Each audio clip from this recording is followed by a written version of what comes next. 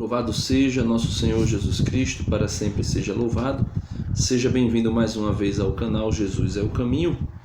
E este é o 9º vídeo da série a respeito do estudo bíblico sobre a primeira carta de São Paulo aos Coríntios.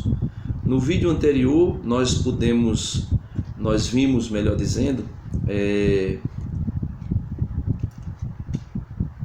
a questão da fornicação e dos tribunais gentílicos, onde Paulo chama a atenção dos coríntios porque eles começaram a levar suas discussões, suas questões para os tribunais gentios. No vídeo 7º nós vimos ali a questão do incesto de um jovem que tinha relações com a mulher do seu pai, com a madrasta, E hoje nós vamos ver no capítulo 7º falando sobre casamento e virgindade. Então, iniciemos. Em nome do Pai, do Filho e do Espírito Santo. Amém. Inspirai, Senhor, nossas ações e ajudai-nos a realizá-las, para que em vós comece, para que em vós termine, tudo aquilo que fizermos, por Cristo, Senhor nosso. Amém. Em nome do Pai, do Filho e do Espírito Santo. Amém. Meus amados irmãos, até o capítulo 6º desta primeira carta, Paulo escreveu para os coríntios tratando de algumas coisas que chegou até ele por meio de terceiros, E a partir do capítulo 7º agora, Paulo começará uma nova temática, tratando a respeito de conteúdos que os próprios coríntios escreveram a Paulo. Então, como nós sabemos, essa primeira carta de Paulo aos coríntios é a primeira das duas que foram canônicas, que foram reconhecidas como inspiradas. Mas tem uma primeira carta que se perdeu e que não se tem vestígio nenhum dela, mas porém dá a entender claramente aqui que Paulo escreveu esta primeira carta. Então, capítulo 7 da primeira carta aos Coríntios, versículo 1. Passemos aos pontos sobre os quais me escrevestes. Que pontos? Aqui está um deles. É bom ao homem não tocar em mulher. Então, os coríntios disseram, os coríntios tinham um costume de viver os casados como se não fossem casados, viverem na abstinência do sexo. E o apóstolo Paulo vai dizendo, vai tratando dessa questão de maneira muito cautelosa e com muito cuidado e também com muitos detalhes, porque a cidade de Coríntio tinha ali um templo dedicado a Afrodite, com mais de 100 ou era 1000, se eu não estou enganado, mas acredito que era 100 sacerdotisas que no culto a Afrodite se prostituía com diversos homens. E os coríntios experimentavam constantemente essa realidade da pornografia, dos pensamentos contrários àquilo que agradava a Deus no matrimônio. Tanto é que a gente viu o caso de incesto nos vídeos anteriores. E Paulo vai dizendo assim no versículo 2: Todavia, para evitar a fornicação, tenha cada homem sua mulher, e cada mulher o seu marido. Então Paulo está dizendo, olha, é bom ao homem não tocar em mulher, isso foi o que os coríntios disseram. E Paulo diz, porém, todavia, para evitar a fornicação, tenha cada homem a sua mulher, e cada mulher o seu marido. Versículo 3. O marido cumpra o dever conjugal para com a esposa, e a mulher faça o mesmo em relação ao marido. Então Paulo está dizendo, olha, se vocês são casados, cumpram o dever conjugal um para com os outros. O marido cumpra o dever conjugal para com a esposa e a mulher faça o mesmo em relação ao marido. Versículo 4. A mulher não dispõe do seu corpo, mas é o marido quem dispõe. Do mesmo modo, o marido não dispõe do seu corpo, mas é a mulher quem dispõe. Então, aquilo que o apóstolo Paulo disse em outras cartas suas, né? Não é simplesmente, eu estou casado e agora eu posso viver a minha vida como eu quiser. Não. O apóstolo Paulo, na carta aos Efésios, no capítulo 5, versículo 25, ele fala sobre a questão de Cristo e a sua igreja, né? A relação amorosa entre Cristo e a igreja. Ele diz, mulheres, sejam submissas aos vossos maridos. Maridos, amai vossas esposas como Cristo amou a igreja. Ele diz, quem ama a sua carne, porque os dois se tornam uma só carne. Por isso o apóstolo disse, no vídeo anterior nós vimos, que aquele que se une com uma prostituta se torna uma só carne com ela, porque está escrito. Por isso o homem deixará seu pai e sua mãe, se unirá com a sua esposa, e os dois serão uma só carne. E em outras cartas Paulo vai dizendo assim, qual é o homem que machuca, que agride a sua própria carne? Então ele diz, a mulher não é mais dona do seu corpo. O corpo da mulher, da esposa, é do esposo. E o corpo do esposo é da esposa. Então, nem o homem dispõe do seu próprio corpo mais, porque a mulher é proprietária dele. Eu posso até usar essa expressão, porque o homem e a mulher se tornam um só, a ponto de a mulher ter toda a autoridade sobre o corpo do homem e também o homem sobre o corpo da mulher, porque é uma só carne, os dois. E Paulo vai dizendo isso. O homem e a mulher não dispõem do seu próprio corpo. Quem dispõe é o esposo. E ele diz no versículo 5, né? Não vos recuseis um ao outro, a não ser de comum acordo e por algum tempo, para que vos entregueis à oração. Depois disso, voltai a unir-vos, a fim de que Satanás não vos tente mediante a vossa incontinência. Digo isto como permissão, conselho, e não como ordem. Aí o apóstolo Paulo diz assim, quisera que todos os homens fossem como eu, mas cada um recebe de Deus seu dom particular. Um deste modo, outro daquele modo. Então, lá no capítulo 1, os Coríntios, no versículo 1 do capítulo 7, a gente viu os coríntios perguntando a Paulo, é bom ao homem não tocar em mulher, né? Eles não perguntaram diretamente, mas diziam isso. E Paulo diz que não.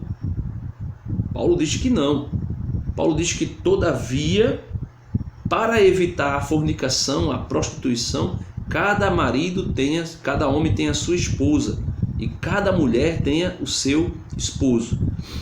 No versículo 7, Paulo está dizendo aqui algo que a gente poderia dizer. Então Paulo concorda com os coríntios. Paulo disse, quisera que todos os homens fossem como eu sou. Então Paulo era celibatário. Paulo era alguém que não casou. Paulo era alguém que vivia a castidade no celibato. Mas ele deixa claro, colocando tanto o celibato como o matrimônio em nível de igualdades. Paulo diz, versículo 7, a parte B do versículo, mas cada um recebe de Deus seu dom particular. um deste modo, outro daquele modo. Ou seja, um como ele para o celibato, outro como esposos, cônjuges, né? Paulo vai dizendo isso. No versículo 8 ele continua dizendo, Paulo diz assim: contudo, digo aos celibatários ou aos solteiros e às viúvas que é bom ficarem como eu, ou seja, sem contrair matrimônio. Mas, versículo 9, se não podem guardar a continência, casem-se, pois é melhor casar-se do que ficar abrasado. Então Paulo está dizendo, gostaria que os celibatários, gostaria que os jovens que não são casados, também as viúvas, que vivessem, que ficassem como eu, celibatário. Mas, porém, se vocês não podem guardar a continência, ou seja, se vocês não podem viver a castidade, é melhor vocês casarem do que viverem abrasados, ou seja, viverem cheios de desejos, porque se não conseguem controlar, logo logo serão tentados aí. Falando em tentação também na continência, Paulo falou no versículo 5 que o casal cristão, eles não devem separar-se da união sexual, né? Eles devem desfrutar do prazer venéreo sem se separar. E se por um acaso eles desejarem deixar de ter a prática sexual por algum tempo, Paulo diz que podem fazê-lo se for para viver um período em oração. E ele diz, não demorem muito tempo, voltem logo a se unir, porque senão, do contrário, Satanás tentará vocês na sua continência. Versículo 10. Quanto àqueles que estão casados, ordeno não eu, mas o Senhor. Então Paulo está dizendo, não é eu que estou dizendo, é o Senhor que diz. A mulher não se separe do marido. Se porém se separar, não se case de novo. Ou reconcilie-se com o marido, e o marido não repudie sua esposa, né? Paulo está usando aqui, ele diz, dou uma ordem, não eu, mas o Senhor, para que não haja divórcio. E por que isso? No capítulo 5 de São Mateus, versículo 31, capítulo 5 de São Mateus, versículo 31, o Senhor Jesus, no Sermão da Montanha, trazendo a lei a uma perfeição, trazendo a lei a mais próximo possível daquilo que é a lei natural que foi implantada em nossos corações pelo Deus Altíssimo, Jesus diz assim, versículo 31 do capítulo 5 de São Mateus, foi dito, aquele que repudiar sua mulher, dê-lhe uma carta de divórcio. Então, aquele que despejar a sua mulher, que repudiar a sua mulher, dê a ela uma carta de divórcio. Isso foi dito pelos antigos. Versículo 32, Jesus diz, eu, porém, vos digo, todo aquele que repudiar a sua mulher, a não ser por motivo de prostituição, faz com que ela adultere. E aquele que se casa com a repudiada, comete também adultério. Então, aqui é bem interessante esse contexto, quando Jesus diz que todo aquele que repudiar sua mulher, a não ser por motivo de prostituição, faz com que ela adultere. Então, esse motivo de prostituição aqui, as igrejas ortodoxas e as igrejas protestantes encararam que Jesus estava dizendo que o divórcio é permitido em caso de adultério. Não somente o divórcio, né, mas também a dissolubilidade do matrimônio. Desfazer o matrimônio. Então, as igrejas ortodoxas e as igrejas protestantes pensam que a prostituição aqui é adultério e que Jesus liberou um divórcio aonde aquele que se divorciar pode voltar a casar com outra pessoa sem problema. Nós vamos ver que o apóstolo Paulo, lá na primeira carta aos Coríntios, no capítulo 7, onde nós estamos, não permitirá isso segundo aquilo que ele aprendeu do Senhor. Então, para a Igreja Católica, eu, porém, vos digo, todo aquele que repudiar sua mulher, a não ser por motivo de prostituição, esta prostituição aqui não é referente ao adultério, mas referente a uniões conjugais ilegítimas, como por exemplo no Concílio de Jerusalém, o apóstolo Tiago, escrevendo uma carta em comunhão com toda a igreja que estava reunida, o apóstolo Tiago disse que é necessário que os recém-convertidos se abstenham de sangue, de carnes sufocadas e de animais oferecidos a ídolos, como também das uniões ilegítimas.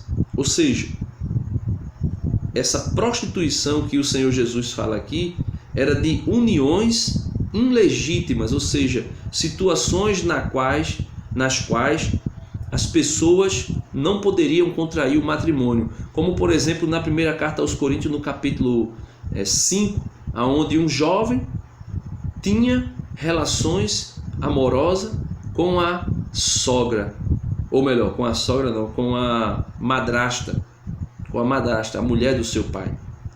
Então isso aí eram uniões ilegítimas, uniões que eram consideradas prostituídas. Então nós podemos ver isso nitidamente. Continuando a primeira carta aos Coríntios, capítulo 7, agora no versículo 11. Se porém se separar, não se case de novo, ou reconcilie-se com o marido, e o marido não repudie sua esposa. Então, o marido não podia repudiar a sua esposa. Paulo está dizendo isso aqui baseado em Mateus 19, versículo 10, ou melhor, versículo 1 até o versículo 12, aonde eu não vou ler, mas é aquela situação onde alguns fariseus, se aproximaram de Jesus e, querendo colocar Jesus à prova, perguntaram a respeito do matrimônio, se era lícito, se era permitido o esposo dar carta de divórcio à esposa. E Jesus disse: o que lestes lá na antiga aliança? Como compreendestes aquilo que está lá no início? Jesus diz, eles disseram: Moisés autorizou dar uma carta de divórcio. Jesus disse: mas lá no princípio, lá no Gênesis, lá no projeto inicial de Deus, não era para isso. Não era para existir divórcio. E Jesus diz: no princípio o Criador criou homem e mulher e disse: por isso o homem deixará a sua casa e se unirá com a sua esposa, e os dois serão uma só carne. E o que Deus uniu, o homem não separe. Então, o que foi unido em matrimônio, o homem não pode separar. Isto é o que está dito pelo nosso Senhor Jesus Cristo. Aí eles insistiram: e por que Moisés permitiu carta de divórcio? Jesus disse: por causa da dureza dos vossos corações. Por causa da dureza do vosso coração. E é exatamente por causa da dureza do coração que Paulo está dizendo aqui, versículo 10: quanto àqueles que estão casados, ordeno, não eu, mas o Senhor, a mulher não se separe do marido. Se, porém, se separar, não se case de novo, porque senão estaria em adultério. Ou reconcilie-se com o marido. Então, se a mulher por acaso se separar, não deve casar de novo. É isto que a igreja admite em algumas situações. E nós podemos ver no Catecismo da Igreja, no parágrafo 2382, a respeito do divórcio, a igreja diz assim: o Senhor Jesus insistiu na intenção original do Criador, que queria um casamento indissolúvel.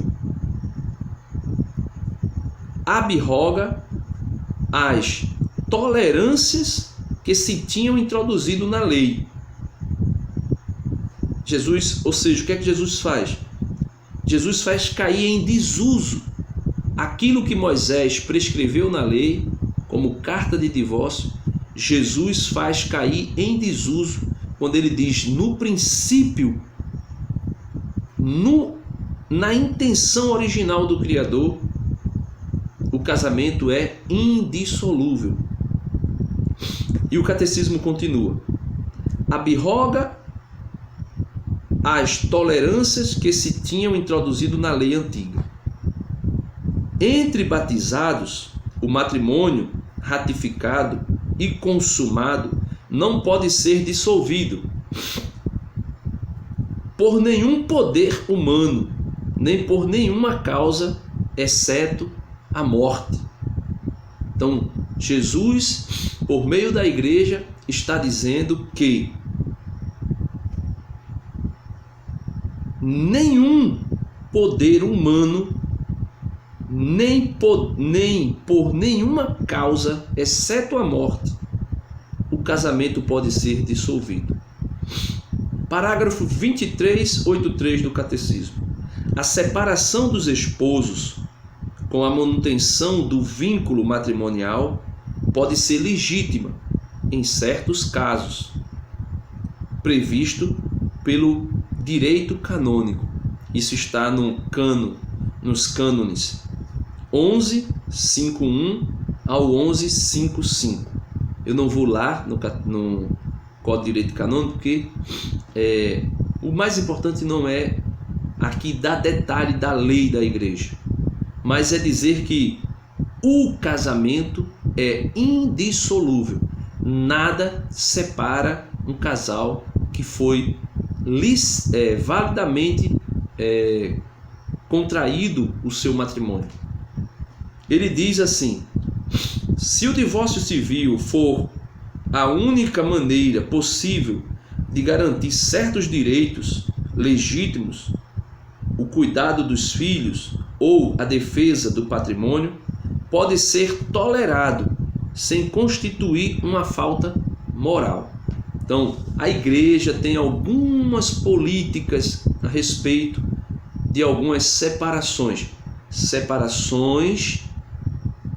físicas, separações do corpo, mas o matrimônio é indissolúvel até que a morte os separe. Até que a morte os separe. Continuando, versículo 12. Aos outros digo, eu, não o Senhor, se algum irmão tem esposa não cristã e esta consente em habitar com ele, não a repudie. E se alguma mulher tem marido não cristão e este consente em habitar com ela, não o repudie, pois o marido não cristão é santificado pela esposa, e a esposa não cristã é santificada pelo marido.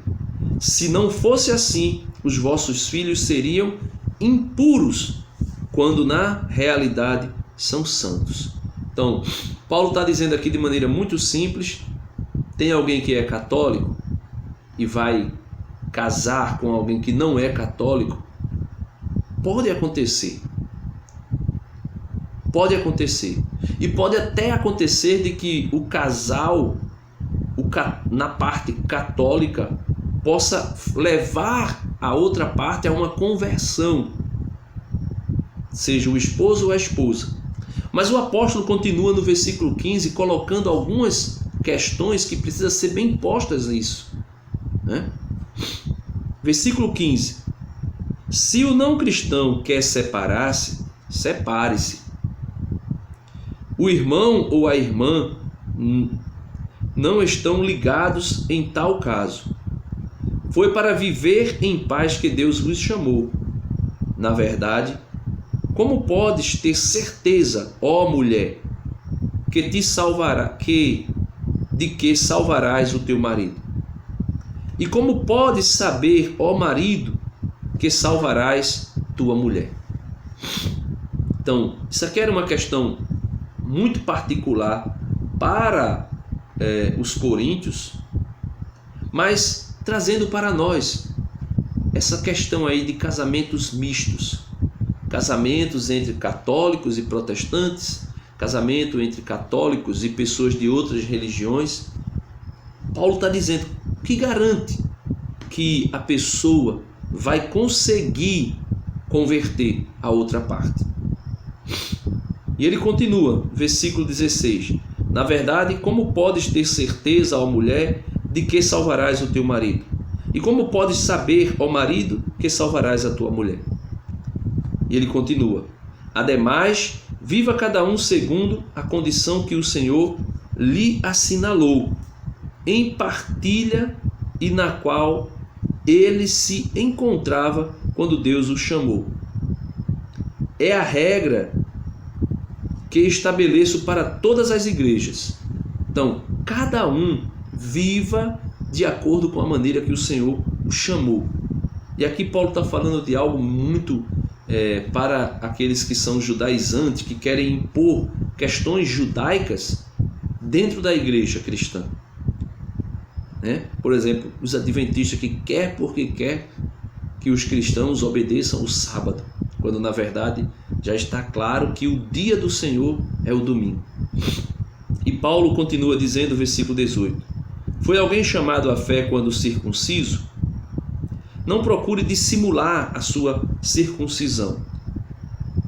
A circuncisão é a antiga aliança pela qual Abraão e todo o povo da sua parentela se tornava povo de Deus. Com 8 dias de nascidos, todo homem, todo macho, todo menino era circuncidado. Era circuncidado. Então ele diz: se você era circuncidado quando foi chamado pelo Senhor, não procure dissimular a sua circuncisão. Foi alguém incircunciso chamado à fé, não se faça circuncidar, porque não precisa-se mais disso. Ele diz, versículo 19: a circuncisão nada é, e a incircuncisão nada é. O que vale é a observância dos mandamentos de Deus. Então existe uma nova aliança, a aliança em Cristo Jesus. E o que interessa é a observância dos mandamentos, mas porém não a lei pela lei, como faziam os fariseus e os saduceus, mas a lei na misericórdia. Versículo 20: permaneça cada um na condição em que se encontrava quando foi chamado por Deus. Eras escravo quando foste chamado? Não te preocupes com isso. Ao contrário, ainda que te pudesses tornar livre, procura antes tirar proveito da tua condição de escravo. Pois aquele que era escravo, quando chamado no Senhor, é liberto do Senhor. Da mesma forma, aquele que era livre, quando foi chamado, é escravo de Cristo. Alguém pagou alto preço pelo vosso resgate. Não vos torneis escravos dos homens. Então Paulo está dizendo, Paulo trouxe essa questão de circuncisão, incircunciso, escravo e livre, para dizer aos coríntios: olha, a partir do momento que vocês foram chamados pelo Senhor, a partir do momento em que vocês foram trazidos para o corpo místico de Cristo, para a igreja. Vocês não devem ser escravos dos homens. Pelo contrário, vocês são livres. Não se coloquem como escravos. Não se submetam aos julgos dos pagãos, de viver a pornografia, de viver a prostituição, de viver aí corintiando. E Paulo continua dizendo no versículo 24: Irmãos, cada um permaneça diante de Deus na condição em que se encontrava quando foi chamado. Versículo 25. A propósito das pessoas virgens, e aqui Paulo entra com o celibato. A partir deste momento, a partir do versículo 25, o apóstolo Paulo começa a falar dos celibatários. A propósito das pessoas virgens, não tenho preceito do Senhor. Dou, porém, um conselho, como homem que pela misericórdia do Senhor é digno de confiança. Então Paulo está dizendo para as virgens e para os virgens: julgo que essa condição é boa, por causa das angústias presentes. Então Paulo está dizendo, as angústias do tempo presente, para quem está vivendo no matrimônio, né? Ele coloca aqui, né, a observação: angústias que caracterizam o tempo intermediário entre a primeira e a segunda vinda de Cristo. Então Paulo está dizendo, esse período, esse tempo presente, essa tribulação dos dias presentes que vocês estão vivendo, para um casal é problemático. E ele continua dizendo, sim, é bom ao homem ficar assim como? Celibatário, viúvo, se for viúvo, solteiro, se for virgem. E ele continua dizendo, estás ligado a uma mulher? Não procures romper o vínculo.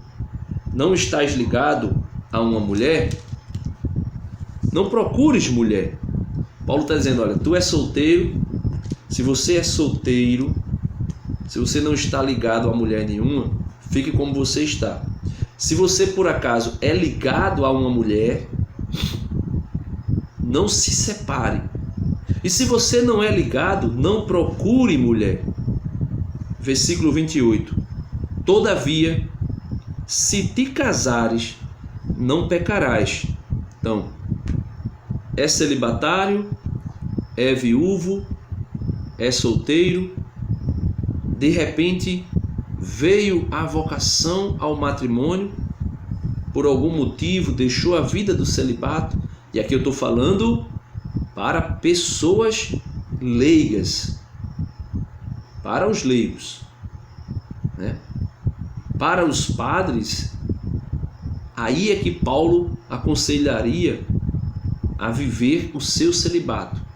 Mas nós sabemos que se por um acaso um padre deixar, né, a sua ordem, né, o sacramento que recebeu, de lá de se transviar e for contrair matrimônio, né, de alguma maneira, a igreja vai poder fazer o quê com ele? Excomungá-lo? Não, a igreja não vai poder fazer isso. A igreja não vai poder fazer isso. Então, todavia, se te casares, não pecarás. E se a virgem se casar, não pecará. Mas estas pessoas terão tribulações na carne. Terão tribulações na carne. Eu vos desejaria poupar. Então, tribulações na carne, por quê? Por que ter tribulações na carne? Por exemplo, eu que sou casado, por que eu tenho tribulações na carne? Paulo vai explicar, versículo 29. Eis o que vos digo, irmãos, o tempo se fez curto. Resta, pois, que aqueles que têm esposa sejam como se não a tivessem. Então veja, meus irmãos, aqui Paulo não está dizendo que quem está casado não deve ter mais relações sexuais com a sua esposa, porque senão ele estaria contradizendo a ele mesmo, quando ele falou lá no versículo 5: não vos recuseis uns aos outros, a não ser de comum acordo e por algum tempo, para que vos entregueis à oração. Depois disso, voltai a unir-vos, a fim de que Satanás não vos tente mediante a vossa incontinência. Quando Paulo está dizendo viva como se não tivesse, ou seja, não empenhe a sua vida completa ao matrimônio, porque tem pessoas que fazem do seu matrimônio a sua vida. Veja o que Paulo vai dizendo, o versículo 30 vai dando a entender melhor o que Paulo disse. Aquele que chora como se não chorassem.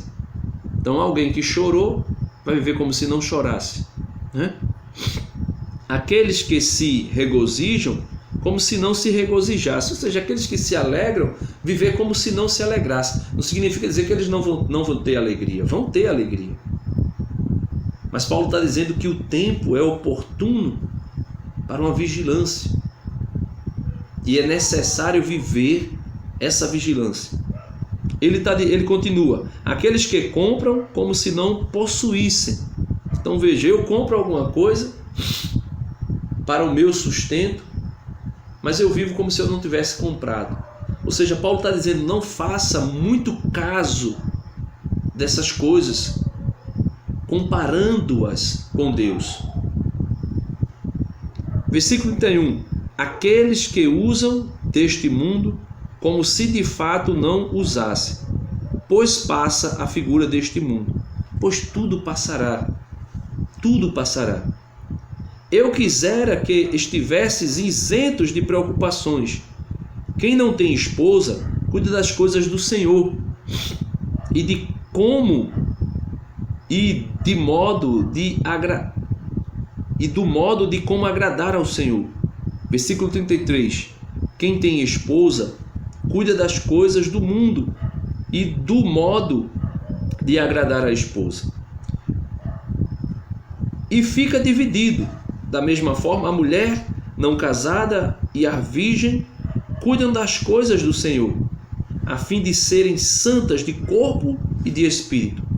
Mas a mulher casada cuida das coisas do mundo, procurando como agradar ao marido. Então, Paulo está dizendo, quando ele disse aqueles que têm esposa, vivam como se não tivesse, Paulo estava querendo dizer isso. Não deposite todas as suas energias para viver para o seu esposo, para a sua esposa. Não faça isso.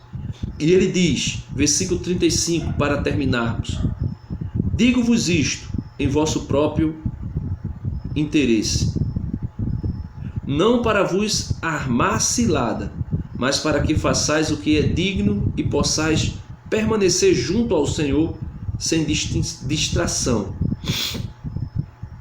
Se alguém julga agir de modo inconveniente para com a sua virgem, se é o pai para com a filha, deixando-a passar da flor da idade, e que, portanto, deve casá-la, faça o que quiser, não peca. Ou seja, casar a filha ou não casar a filha, você não vai pecar se casar ou se não casar. Que se realize o casamento. Então, casa, né? Mas aquele que no seu coração tomou firme propósito, sem coazão e no pleno uso da própria vontade, e em seu íntimo decidiu conservar a sua virgem, esse procede bem. Ele está dizendo para o pai: aquele que deseja casar sua filha, se você casar, não tem problema. Se você não casá-la, também não vai ter problema. No versículo 38 ele diz: portanto, procede bem aquele que casa sua virgem, e aquele que não a casa, procede melhor ainda. Se no tempo de Paulo diz que viver celibatário era melhor do que viver casado, imagine nos dias atuais. Agora, isto que fique claro, ele não está dizendo que uma coisa anula a outra.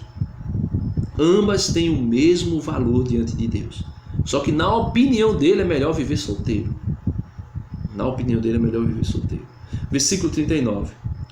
A mulher está ligada ao marido por tanto tempo quanto ele vive, até que a morte os separe. Se o marido morrer, estará livre para esposar quem ele quiser, quem ela quiser, no Senhor apenas. Ou seja, a esposa está ligada ao seu marido até que ele morra. Até que ele morra. Ela não pode separar de jeito nenhum. Pode até acontecer, como a gente viu, separações do corpo, mas a diluição do matrimônio não acontecerá nunca. E ele diz, mas se o esposo morrer, ela está livre para casar com quem ela quiser, contanto que seja do Senhor, ou seja, contanto que seja matrimônio religioso. Porque o matrimônio, o casamento, melhor dizendo, civil, para a igreja, não serve. Não serve. Concluindo, ele diz, todavia, será mais feliz, a meu ver, tá vendo? Por isso que é a opinião de Paulo, se ficar como está. Julgo que também eu possuo o Espírito de Deus. Então Paulo está dizendo, a mulher ficou viúva, quer casar de novo? Pode casar, está livre para casar. Mas ele diz que, na opinião dele, se ficar como ele julga que é melhor ficar como ele, celibatário, né? Sem procurar casar. E ele diz, eu julgo que também eu possuo o Espírito Santo. Então, é mais ou menos isso, né? Essa questão de matrimônio é bastante complicada. E quando o apóstolo Paulo começa a falar a respeito disto, nós podemos ver de maneira muito clara que a situação dos cônjuges é uma situação difícil. É necessário a graça de Deus. É por isto que o sacramento do matrimônio é conhecido como sacramento do serviço. Ou seja, eu vou trabalhar em prol da salvação da minha esposa. E a minha esposa também deve ter isso em sua mente, de trabalhar em prol da minha salvação. Os dois sacramentos do serviço é ordem, seja ela no primeiro grau, diaconal, no segundo grau, presbiteral e no terceiro grau, episcopal. Seja nesses 3 graus, a ordem é um sacramento de serviço, é um sacramento onde aquele que o recebeu estará a serviço da salvação dos irmãos. E o sacramento do matrimônio também é um sacramento de serviço, onde eu estarei trabalhando em prol da salvação da minha esposa. Deus abençoe você. Se você gostou do vídeo, deixa o seu joinha aí, deixa a sua curtida. Se você não gostou, também não tem problema, deixa aí o seu dislike, né? Dá um dislike aí. E se inscreva no canal se você ainda não é inscrito. Dessa série, esse é o vídeo que ficou mais longo, porque esse capítulo era longo e, consequentemente, tinha muitos detalhes. Se fôssemos minuciosamente em todos os detalhes que tem aqui nesse capítulo, eu penso que teríamos que fazer uns 2 vídeos nesse capítulo, aproximadamente com esse mesmo tamanho. Deus abençoe você. Fica na paz. Em nome do Pai, do Filho e do Espírito Santo. Amém.